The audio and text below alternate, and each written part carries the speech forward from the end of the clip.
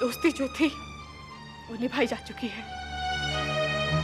आज से मैं अपनी दुनिया में और तुम उस दुनिया में जहां से मेरी तरफ रास्ते नहीं आते। बोलो, कर पाओगे?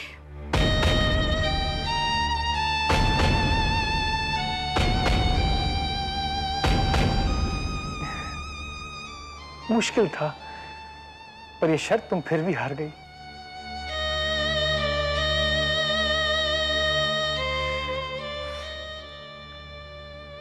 Good bye Rohan. Good bye mummy.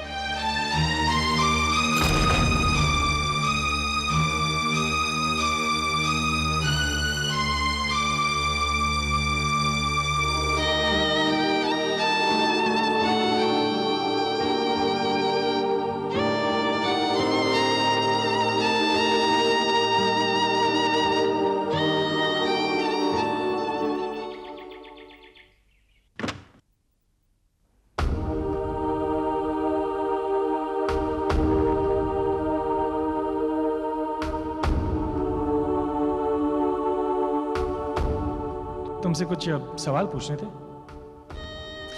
वही सवाल जो मेरा इंटीरियर डेकोरेटर मुझसे पूछा करता है कि मिस्टर मल्होत्रा, फ्लोरिंग कैसी करवानी है, पेंट कौन सा करवाएंगे, पर्दे के कलर सिलेक्ट कर लीजिए। अब इन सवालों के जवाब तो तुम ही दोगे पमी। तो ये है 4 दीवारें, कुछ खिड़कियां, चंद दरवाजे। इन्हें मैं तुम्हारे हवाले करता हूं। तुम इनमें एक प्यारा सा घर बसा दो, जो घर हमें जिंदगी भर साथ बांध कर रखे। कैसा लगा? घर अच्छा है। घर कहां? ये तो मकान है। घर तो तुम इसे अपने दोनों हाथों से बनाओगी। जिन दिनों तुम यहां नहीं थी और बहुत ज्यादा याद आती थी, तो मैं यहां आकर इस मकान के फर्श पर बैठ जाता था। मुझे आने वाले कल की कुछ आवाजें सुनाई देती थी, अपनी हंसी, तुम्हारी मुस्कुराहटें सुनाई देती थी। सच कहूं पम्मी, ख्वाबों में तो हमने यहां रहना भी शुरू कर दिया था। बस बस, इस मोड़ पर आकर किस्सा खत्म। रोहन पम्मी के सामने कभी नहीं आएगा। अब रोहन और पम्मी की दोस्ती का ऐसा इतिहास बन जाएगा जो भुला दिया जाएगा। खत्म ये रिश्ता ही नहीं, उसका नाम और निशान भी किया जाएगा।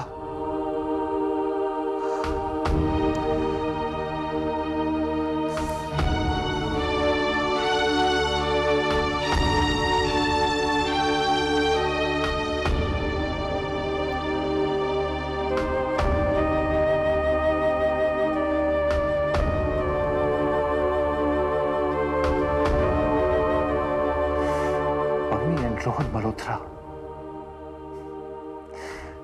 किस्मत का एक भद्दा मजाक।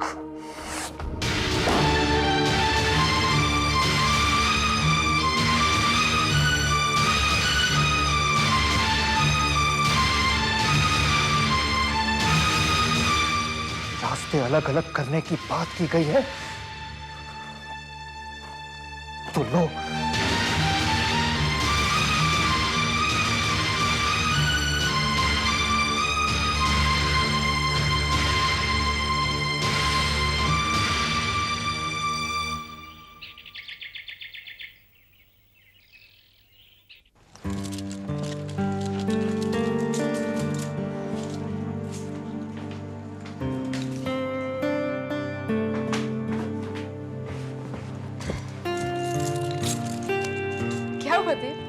इस तरह बैठे चुपचाप क्या देख रहे हो? नहीं, कुछ नहीं। ए, क्या हुआ? तुम डिस्टर्ब लग रहे हो। डिस्टर्ब तो तुम्हें होना चाहिए। मुझे? क्यों? मैंने तुम्हारे साथ ज्यादती की ना। ज्यादती? कौन सी? रोहन को लेके मैंने तुम्हें बहुत ज्यादा मजबूर किया। कौन रोहन?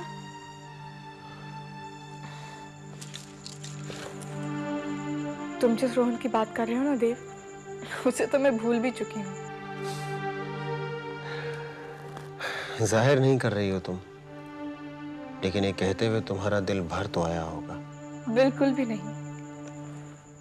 कभी कभी दिल के खातिर दिल पर पत्थर रख लेना पड़ता है। अच्छा ये बताओ देव, हमारे कितने बच्चे होंगे? ये कहाँ तुम बात इधर से उधर? बताओ ना प्लीज। कम से कम और ज्यादा से ज्यादा 2।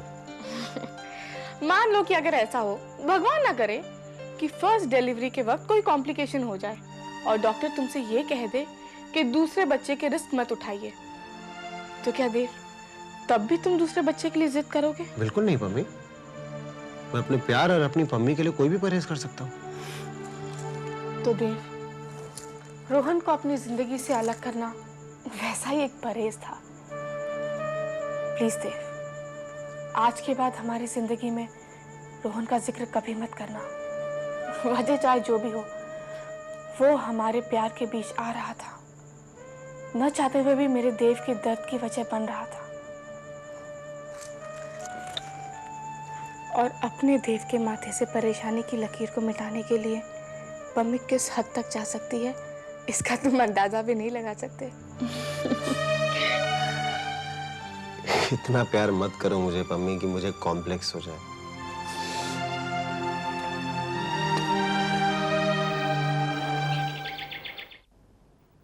What is this doctor Malhotra? ये सब क्या हो रहा है?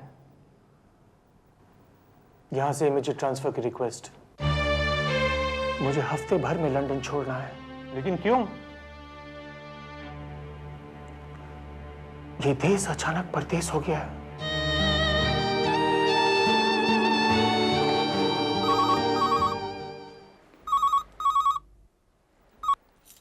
हेलो, क्या मैं देव मलिक साहब से बात कर सकता हूँ?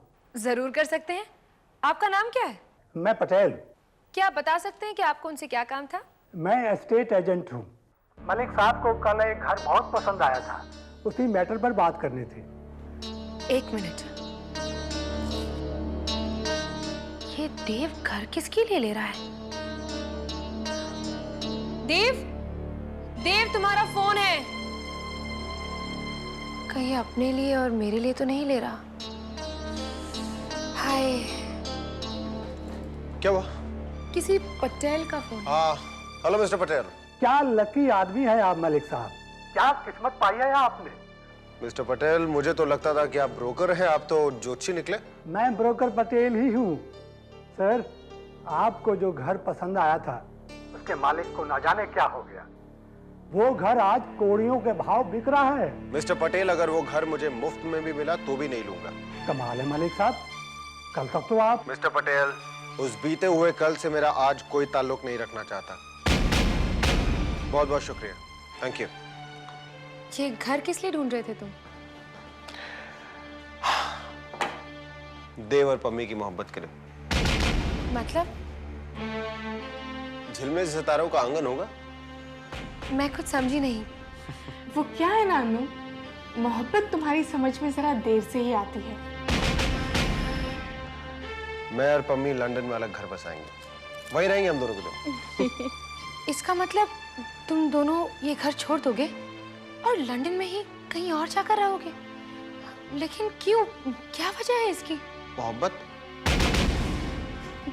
जो आज पम्मी सेड, तुम्हें जरा थोड़ा देर में ही समझ में आती है। काम काम काम काम काम काम।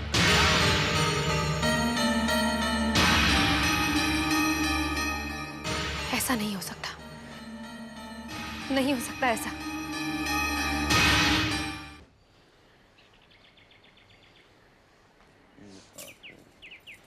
पैरी पहना बाबूजी।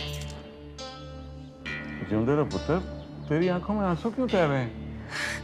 अब क्या हुआ पुत्र? बाबूजी, आप अभी मेरे साथ गुरुद्वारे चलेंगे? गुरुद्वारे अभी? कोई खास बात? हाँ बाबूजी, मैं वहां चलकर भाई जी से पूछना चाहती हूँ कि हमारे इस घर में एक के बाद एक बुरा कब तक होता रहेगा। हाय रब्बा, अब और क्या बुरा हो गया? मुझे पता चला कि पम्मी दीदी घर छोड़कर लंदन में ही नंदोई जी के साथ किसी दूसरे घर में रहेंगी। यानी इसके बारे में आपको भी नहीं पता? हाँ, अगर आपको पता होता तो आप ऐसा हरगिज नहीं होने देते। नहीं नहीं, ऐसा नहीं हो सकता। पम्मी क्यों दूसरे घर में जाकर रहेगी? इसकी वजह मैं तो नहीं जानती बीजी, लेकिन मैं इतना जरूर जानती हूँ कि लोग क्या क्या बातें करेंगे। मैं तो शर्म के मारे इस घर से बाहर ही नहीं निकलूंगी। क्या कहूंगी मैं लोगों से कि इतने बड़े घर में पम्मी दीदी और नंदोई जी के रहने के लिए जगह ही नहीं है। सब लोग जानते हैं कि पम्मी दीदी कितनी अच्छी है। खोट तो सब मुझे में ढूंढेंगे, कहेंगे कि मैंने उन्हें रहने नहीं दिया। नहीं पुत्र नहीं। पम्मी, पम्मी, ना पुत्र ना। पम्मी। जी बाबूजी। पुत्र जी, क्या सुन रहा हूं मैं क्या बाबूजी? कि तुम इस घर को छोड़कर देव के साथ किसी और घर में शिफ्ट कर रही हो?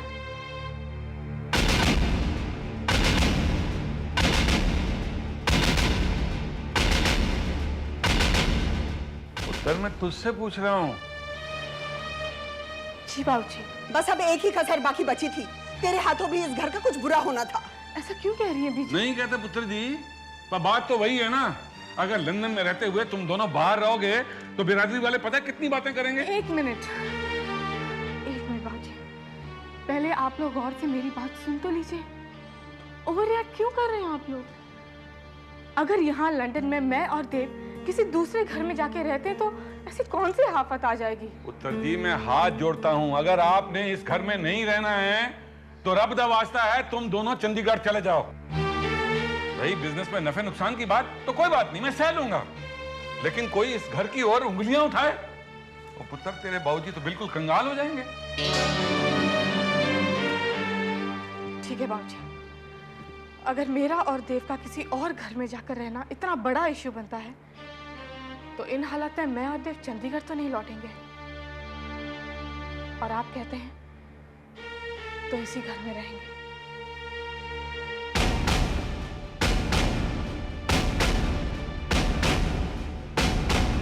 नहीं पम्मी, हम लोग इस घर में नहीं रहेंगे। गुस्ताखी माफ बाबूजी। पति पत्नी के घर में महज एक मेहमान की तरह रह सकता है, लेकिन एक फैमिली मेंबर की तरह नहीं। बाबूजी, ये चलन महज चंडीगढ़ में नहीं, यहां लंदन में भी है। हम श्योर इस घर में एक मेहमान की तरह मैं जितना रह सकता था मैं रह चुका हूं, लेकिन अब आपकी, मेरी और इस घर की मर्यादा इसी में है कि मैं अपनी पत्नी को लेकर अपने घर चला जाऊं। अब मेरे माथे पे ये घर जवाई का लेबल ना आपको अच्छा लगेगा, ना मुझे और ना किसी और को। ये बात मैं कहना नहीं चाहता था बाबूजी, लेकिन मुझे कहना पड़ रहा है। शादी के बाद मेरी पत्नी कहां रहेगी इस बात का फैसला करने का हक सिर्फ मेरा है और किसी का नहीं है। पम्मी का धरती और आकाश तय करना मेरा जिम्मा है बाबूजी, और पम्मी की शादी मुझसे करके ये हक आप लोगों ने ही मुझे दिया है बाबूजी। ठीक है पुत्र जी, तुम पम्मी के साथ बेशक कहीं भी जाकर रहो, पर इतनी दूर रहना पुत्र कि मैं आवाज लगाऊं तो तुम भागे चले आओ। जरूर बाबूजी।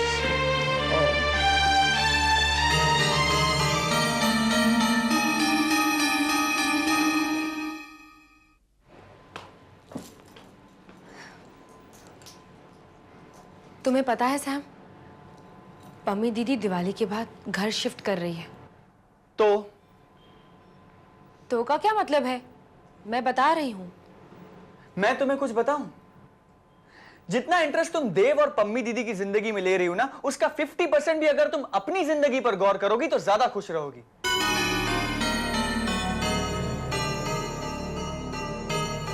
चलो मान ली तुम्हारी बात, अपनी जिंदगी पर गौर करती हूँ।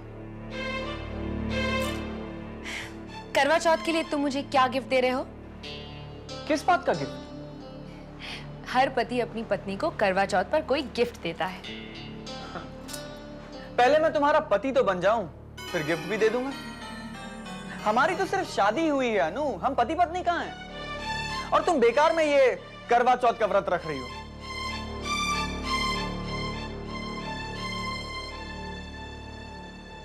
तुम मुझे डिवोर्स क्यों नहीं दे देते?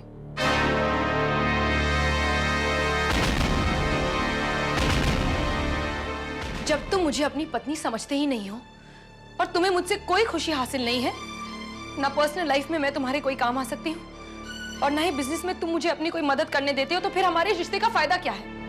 बेकार की बातें मत करो। तुमने मुझे प्रॉमिस किया था सैम कि तुम मुझे अपने साथ बिजनेस में इन्वॉल्व करोगे, लेकिन तुम्हें अचानक ये लगने लगा है कि मैं उस लायक भी नहीं हूँ। ऐसी बात नहीं है। कैसे मान लूं तुम्हारी बात? तुम चाहो तो कल से ऑफिस ज्वाइन कर सकती हो। चलो अच्छा है, कल से रोज तुम्हारे साथ ऑफिस में रहूंगी तो कम से कम तुम्हारी जिंदगी में कुछ तो जगह बना पाऊंगी। लगता है हमारी जिंदगी में यही एक रास्ता रह गया है अपने रिश्ते को बचाने के लिए। सैम, मम्मी जी अंदर आइए ना। बेटा, कल तुम्हारा पहला करवा चौथ का व्रत है। एक्सक्यूज मी मम्मी जी, मैं तो मैं चाहती हूँ कि तू अन्न भले ही ना खा, पर फ्रूट और पानी तो ले सकती है। नहीं मम्मी जी। अरे पर बेटा, अगर सास इजाजत दे तो हो। प्लीज मम्मी जी, मैं ना खाना खाऊंगी, ना फल खाऊंगी और ना ही पानी पीऊंगी। अगर मैं इतना भी नहीं कर सकती तो फिर शर्म है इस बात पर। पर अनु ऐसा प्लीज मम्मी जी, मैं पक्का व्रत रखना चाहती हूँ, लेकिन हम ज्यादा जोर शोर से नहीं मनाएंगे। पापा जी के साथ जो हुआ उसके बाद। ये तो भगवान का शुक्र है बेटा कि इतना बड़ा हादसा होने के बाद भी तेरे पापा जी हमारे बीच है। ये मेरी बहू और मेरी बेटी का पहला करवा चौथ का व्रत है, तो मैं चाहूंगी कि जोर शोर से करूं। सुबह सरगी के लिए मैं तुझे उठा दूंगी। और हाँ, अभी वो मेहंदी लगाने वाली आ रही है, तो तू भी आ जाना। हाँ बेटा। थैंक यू मम्मी जी।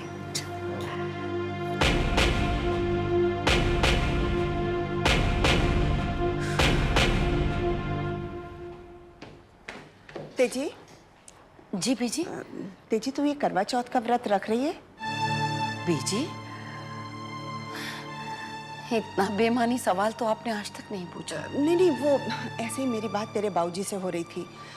वो भी कह रहे थे कि आजकल तेजी पे बहुत स्ट्रेन है। सारा दिन जिंदर की तीमारदारी में गुजर जाता है।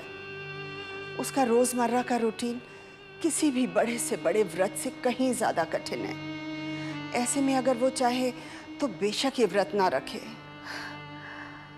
अगरचे मैं सिर्फ जिंदर जी की पत्नी होती बीजी, तो शायद मैं भी सोचती कि ये व्रत रखूं या ना रखूं।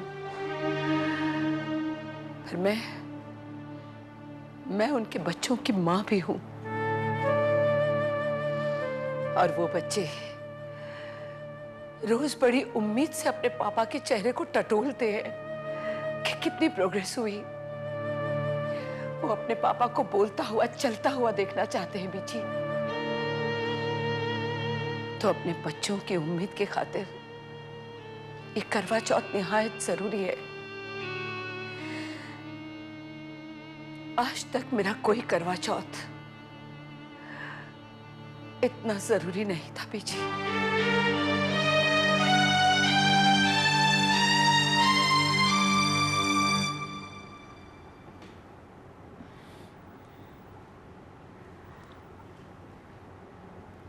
बहुत सुंदर है।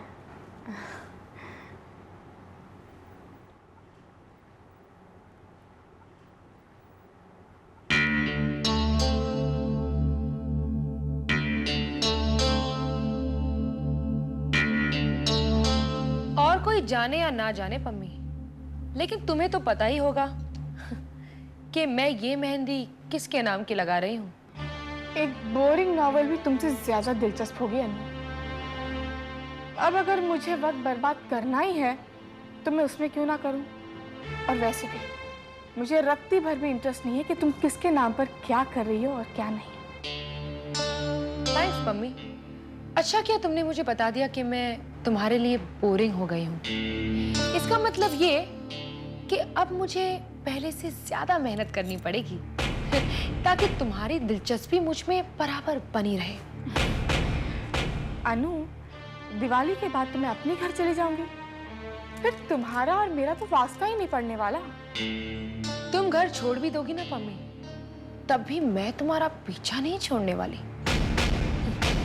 और फिर जब तुम्हारा पति रोज शाम को लेट लौटेगा और फिर कुछ ही दिनों बाद वो हफ्ते में सिर्फ 2-3 दिन ही घर लौटेगा, तो फिर तुम्हारा वास्ता तो मुझसे ही पड़ेगा ना पम्मी। तुम्हें तो पता ही होगा पम्मी कि कल से मैं ऑफिस ज्वाइन कर रही हूँ।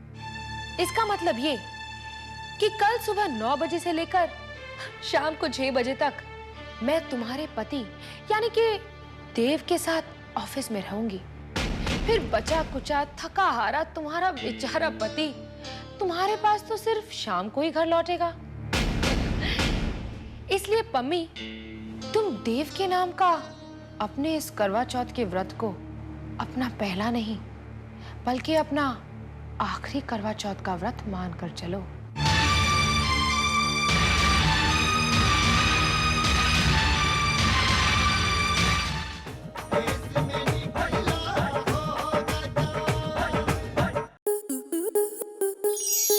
स्टार प्लस के YouTube पेज पर आने के लिए आपका धन्यवाद।